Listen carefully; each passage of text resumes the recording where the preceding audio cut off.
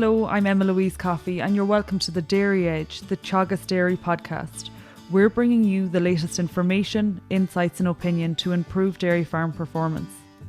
On this week's episode, 2020 Grass 10 Young Farmer of the Year, David O'Leary, joins us to discuss the success of his farm enterprise and achieving grazing KPIs despite farming a challenging soil type.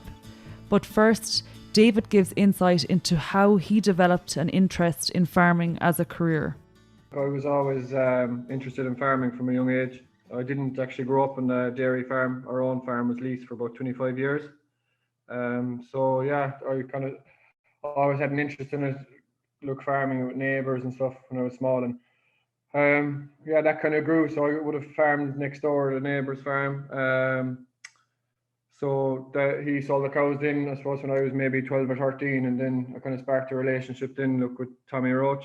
So I suppose from that age onwards, I would have been doing relief milking, different things right up to college. So that's where the main interest would have came. So. And talk through then, you attended college, you didn't necessarily, go straight into the farming route or go to, say, ag college necessarily.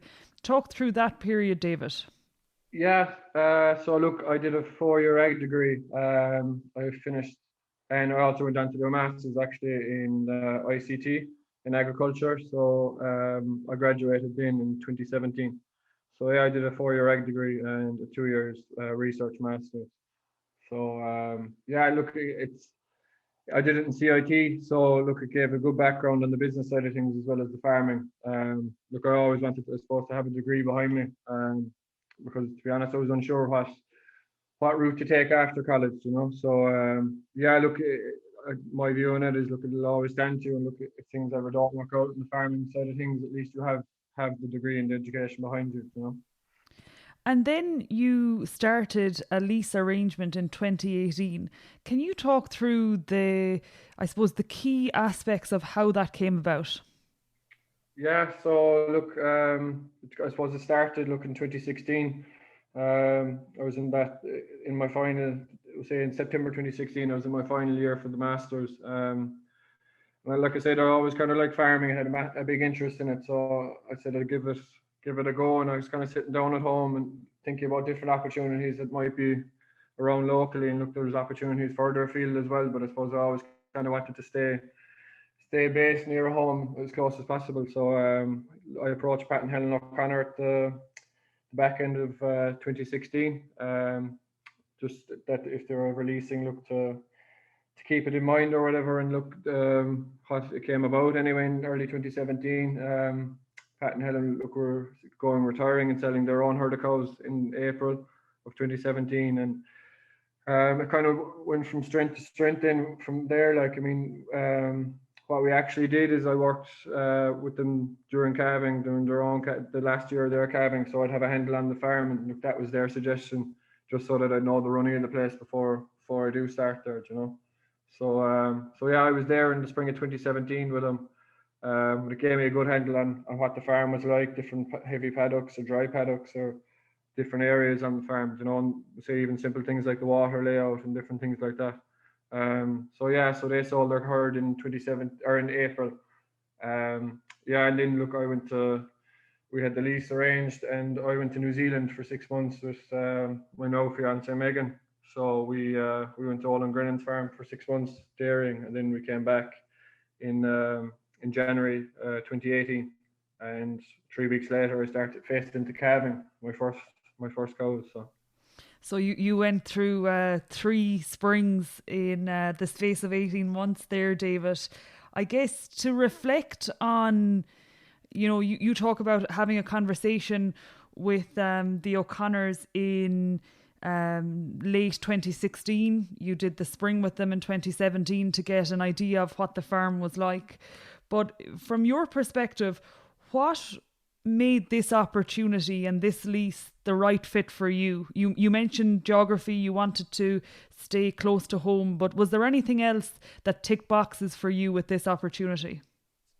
Yeah, I suppose fair enough, the being near home or whatever, and staying near Castle Island as possible is one aspect, but I suppose the biggest thing for me is I suppose when you're leaving college and like that, when we went traveling, like you hadn't a massive amount of savings. So the first thing I was kind of looking at is to look for a farm, and look at Pat and Helen's was the first thing that came to mind, because like that it's only 2 miles from home, and the other side of it then is there was very little infrastructure needed.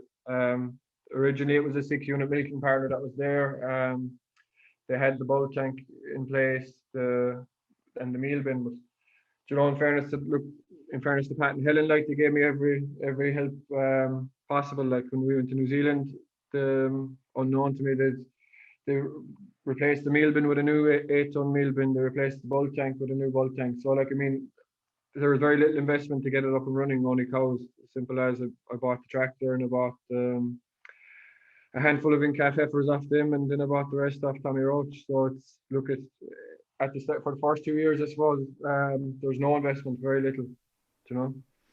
And, you know, you mentioned that you had a conversation with them in 2016, and that is sometimes, you know, a difficult thing, or it's perceived as difficult, you know, that initial conversation. You know, how did you start that? Where was the starting point for that? Yeah, I suppose, look, we laugh about it now, myself and the O'Connors, but I mean, it was, to be honest, it's one of the hardest things I've ever done. Like, I mean, you're approaching someone that isn't retired, and you're asking them to keep you in mind when they are in their retirement. So it's a bit of a gamble, because they mightn't take too well to it, like, you know. So yeah, look, I just suggested it to them that if they were leasing, to let me know, and I kind of followed up, I suppose, maybe a few months later, and I was fairly eager at that stage. I was only about 25, so yeah, look, it worked out in the end. Like, I mean, they were looking for someone unknown to me. Like, they were looking for someone to come in, and look, it worked out well in my favour, you know. I suppose, look, the one plus side is that I stuck my neck out, and look, it paid off in the end, you know. And it is that thing of, I guess, you know, building up that little bit of bravery and demonstrating, I guess, that you are eager and you're willing to work with them. You also mentioned then that, you know, coming out of college, you don't have a lot of savings. How did the conversation with the bank go, and, you know, how did you find that experience?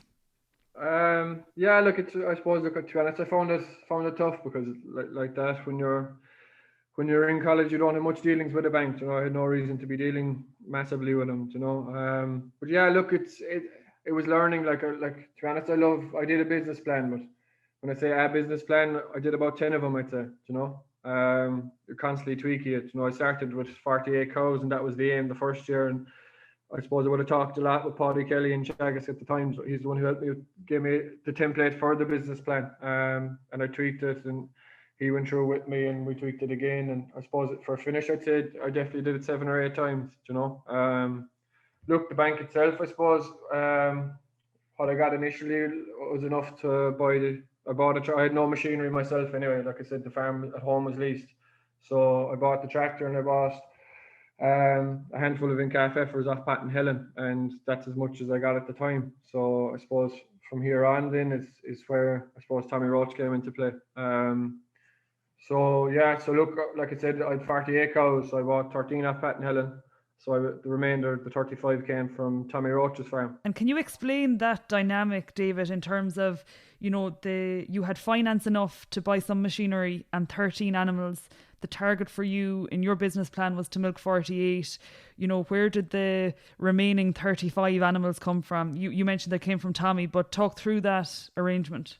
Yeah, so look, I suppose, like I said earlier, I have a very good relationship with him. You know, I would see him still, even as a mentor to this day. Like, so like the way Tommy suggested it, and it worked out massively in my favour. And look, I suppose in a way he took a gamble on me. Like, he so what we did, look, we put a value on the heifers, and we agreed a fixed amount over a period of 6 years. So he allowed me to pay back over a period of 6 years. So only for that, I wouldn't be where I am only for that. Like, you know, like I said, I only got enough money to buy a small amount of in-calf heifers and the machinery. So only for him doing that, I still wouldn't be milking cows. I wouldn't have got the finance for it.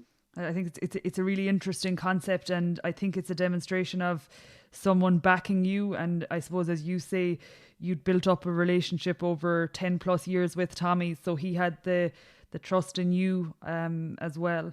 You mentioned additional infrastructure. So while you were away on your travels in New Zealand, you had the situation where Pat and Helen were, I guess, upgrading the infrastructure on the farm, which took the pressure off you. You talk about the bulk tank and the meal bin. Have you, I suppose, done anything in the form of infrastructure in the yard or in grassland since you started there? I mean, you're 3 years there now at this stage. Yeah, so I would have, I suppose, like I said, the farmer set up, I suppose, look, for the 48 cows, there was no issue, but I suppose the issue at the time was stocking rate, and the paddocks are very deep. At the time, look, I thought they are very deep for 48 or 60 cows. So I put in a lot of spur roadways. I put in about 6 of them, I think, up to now. And I put in another main farm roadway as well to access another 8 acres with multiple gaps. Look, I suppose the farm itself is divided by a main road, so there's 1/3 which would be very mixed sides across the road, and the farm side, as we call it, it'd be fairly dry. So look, you need the access, especially I suppose where we're situated. Look, like I said, it's a mixture of heavy soils and it's a high enough rainfall area as well. So yeah, look, I put in a lot of spur roadways. I put in another main farm roadway. I reseeded about 35%, I think, over the last 3 years. So I kind of went heavy at the reseeding because I suppose the aim initially, look, was to milk 60 cows on the farm. Until I started reseeding, I never really realised the full potential of the farm. So look, this year we're actually calving down. We're aiming to milk 80 cows. So yeah, look, it's gone from, I suppose, 48 cows in the first year to 80 cows now. So it's a fairly rapid enough expansion. So yeah, like I said, look, to the farm owners themselves, they replaced the meal bin, they replaced the bulk tank when I was away, and when I came home, funnily enough, the 6-unit parlour was an 8-unit parlour. So I suppose, in fairness to them, they back me a lot as well, So it's an incredible story, really, David, when you think about it. And I don't know, is it reflective of the normal lease in that, the farmer who is stepping back, and in this case, you have Pat and Helen, and they're upgrading it, and putting in the investment, for essentially to make somebody else's life easier.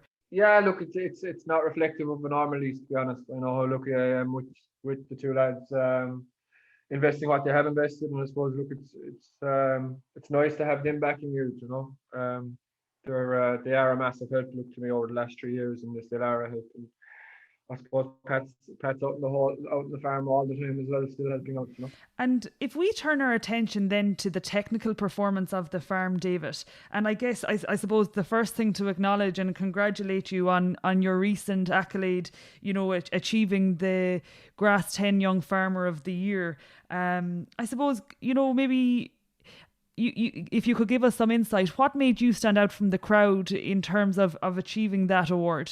Like I said, I've done a lot of reseeding over the last 3 years. And look, I suppose the infrastructure, like I said already, it's useful. Like, looking at it now, I suppose with 80 cows, it might be overkill slightly, but I suppose with the smaller numbers for the first 2 years, it made things a lot easier. And look, I suppose the fertilizer side of things is a big thing here. Look, I suppose the amount I spread last year was 180 kilos of N per hectare, so, and I grew just over 14 ton. So look, I'd be fairly strict on myself in terms of fertilizer on the dairy platform. So yeah, look, I suppose there's different areas that they're looking at, like annual tonnage, grazings per paddock, infrastructure, use of clover, use of nitrogen, different things like that, And what is making you grow 14 tons with that, I suppose, a conservative level of nitrogen as I suppose regulation currently stands? What is driving grass growth for you? I suppose, look, the amount of reseeding that's done, it's really kicking off the response to nitrogen, Any of the older swords that are on the farm, like you'd see it a mile away, use any nitrogen they get, there's a very little response to it, So I suppose a lot of it is the reseeding that's paying off at the moment, and I suppose I'm still not finished it. Like I said, there's only 35% done in 3 years, which still is a good figure. Look, but there's still a lot more to go, you know. So yeah, look, it's the reseeding is the main side of things, and look, the indexes on the farm when I started were almost perfect, you know. And I suppose I did rise them over the last 3 years as well. So a lot of the farm is index 3s and 4s, you know. 2/3 of that the farm, the drier side of the farm is index 3s and 4s. So that's what's driving most of the tonnage, you know. And a couple of things then that you've mentioned along the way, just to pick up on, David, you know, you talk about the farm being mixed in terms of some heavy, some dry soils, and also then that you're dealing and I suppose managing, you know, a farm in a heavy rainfall area. Can you give us a picture of what the grazing season looks like for you? I know now you've experience of, you know, completely different weather events across the last 3 years, but, you know, what is a normal grazing season for you? Yeah, look, even I suppose at the moment, even looking facing into calving, you'd be hoping to be on off grazing, I suppose, over the next 2 weeks. And like that, like I said, that could be one bout of 3 hour grazings only in the middle of the day or whatever. Yeah, so like, look, we'd be on off grazings hopefully sometime in February. It's most look on an average year, I suppose you might be out towards the third week of February, but like it's a hard one to say. Like you said, over the last 3 years. Look, it's been mixed, very mixed. Someone said one time it's a baptism of fire here, because we'd snow, we'd drought, we'd rain, you know. So it's it can be challenging, look, I suppose, but at the same time, like I said, we'd be on off grazing in February. We'd be out full time probably in middle of March, Paddy's Day onwards, maybe. You know, it really is weather dependent. And look, we'd be again, I suppose, the fall of the year. It all depends. It's all down to weather. You know, it's not necessarily on drier farms. Look, it'd be down to farm cover, but a lot of the time it's weather that shuts it down here. Like, you know. And when do you normally finish grazing, or would you on off graze in the autumn time, David? Yeah, look, we'd be on off grazing in November here, even still. But I suppose, look, it's the one thing about here is that you have to try and manage the dry ground. You know, like if you go into it even in the springtime and graze at all, you know, it becomes challenging, because I suppose what we'd say is you'd have to get to the middle ground that you can get to, let's say, on an average day. Like, you know, if you graze all your dry ground, it's very it'll be very challenging then in wet weather to get back out. You know, it's the same in the back end of the year. It's like I said, the 1/3 of the farm that's across the road, any chance we get in the spring, say if it was in March, you just pull the pin on the farm side and you go straight across and graze as much of that ground as you can. Obviously, you try to follow as much as you can with the spring rotation planner, but it's weather that it dictates it. You know, any of the heavy ground, if you can get to it, if it's reasonably dry, you graze it and it's done. You know. And I guess in March you have the advantage that the cows have built up their appetite, and you know they can graze off areas of ground quicker. Yeah. But I guess, you know, I suppose to you know what you're talking here is, you know, your full time at grass is definitely, I guess, a smaller figure in terms of days as opposed to a fully drier farm.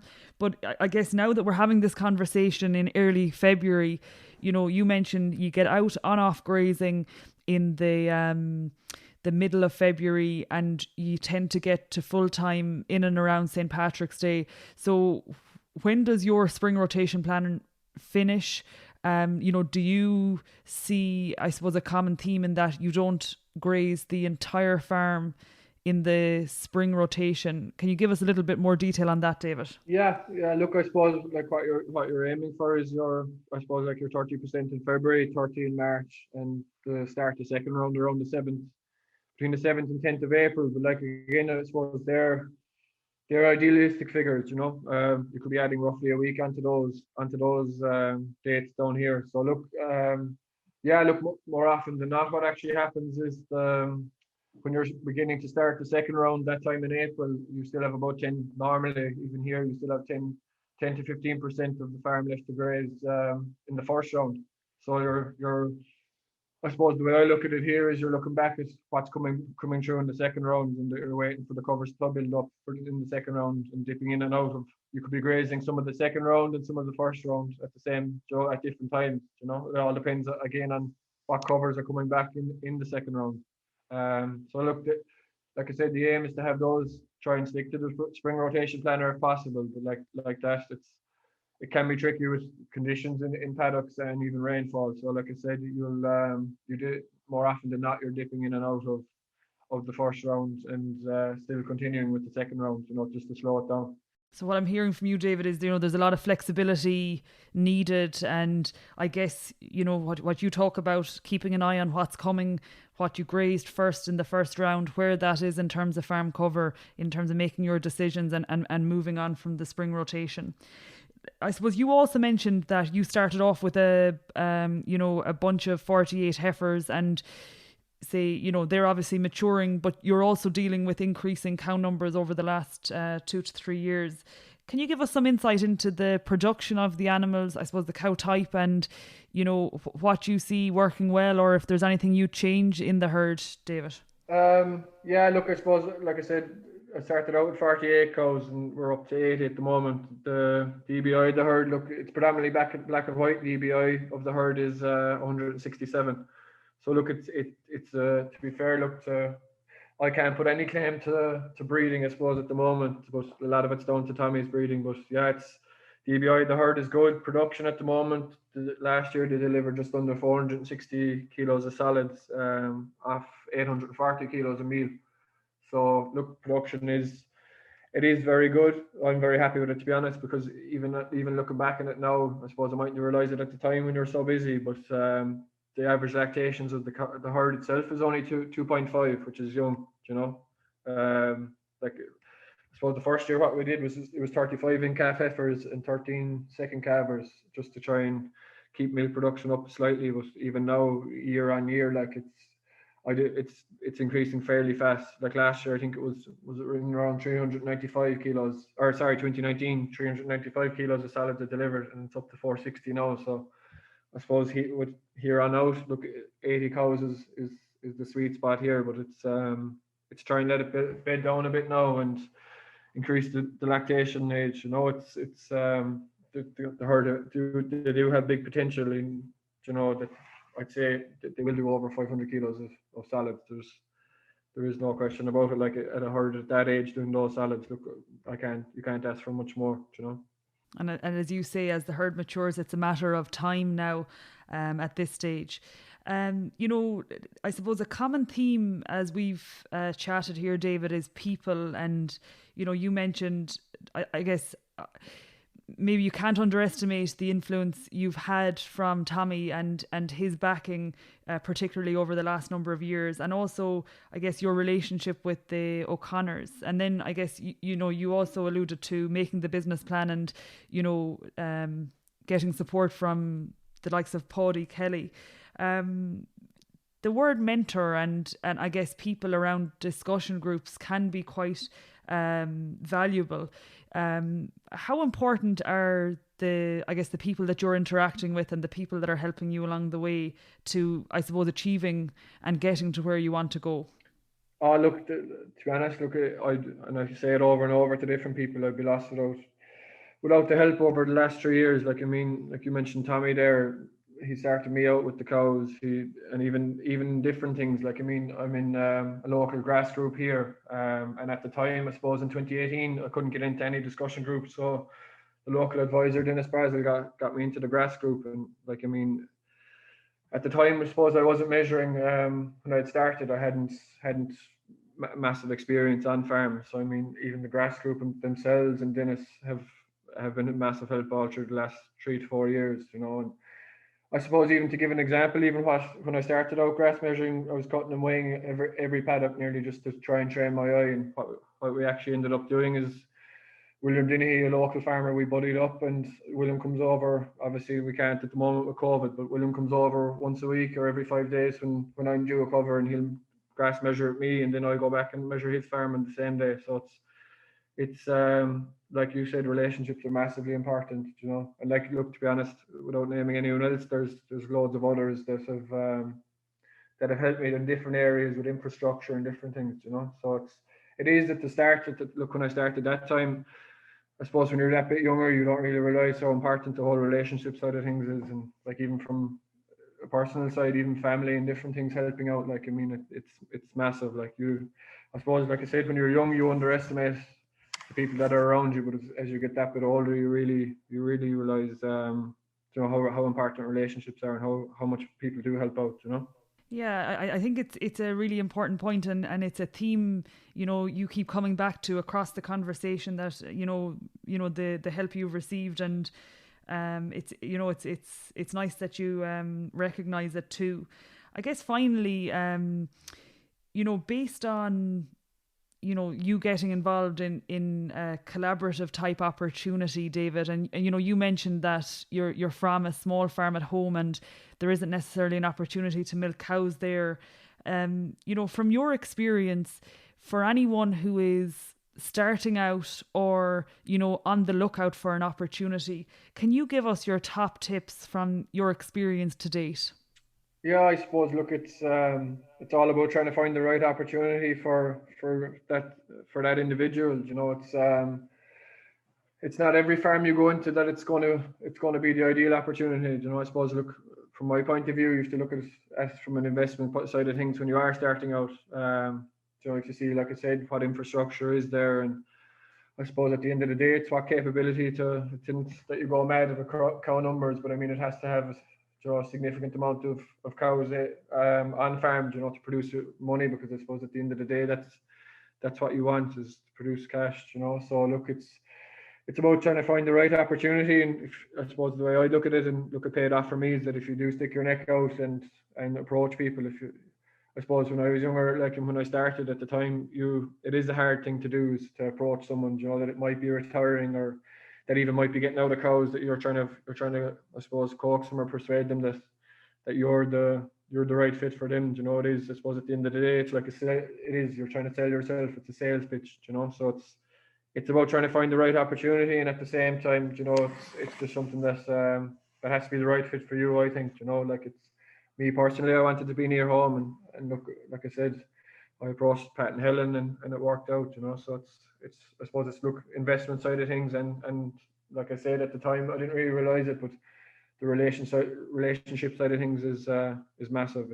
It's to me, looking at it now, I suppose it's more important nearly than the actual how far away the farm is, Yeah, so I guess what I'm hearing from you, David, is the right opportunity that works for you, and also, linking up with the right people. This has been a really nice conversation, David, to hear about your story, and we look forward to hearing more from you throughout the year through the Grass 10 platform, and the very best of luck with the calving season ahead. Thank you, David. Thanks. That's it for this week's episode of the Dairy Edge podcast, and my thanks to David O'Leary for joining me on this week's show. Don't forget to rate, review and subscribe to the podcast. You can listen on Apple and Google Podcasts as well as Spotify, and for more information go to the Teagasc website at teagasc.ie. I'm Emma-Louise Coffey, and join me next time for your Dairy Edge.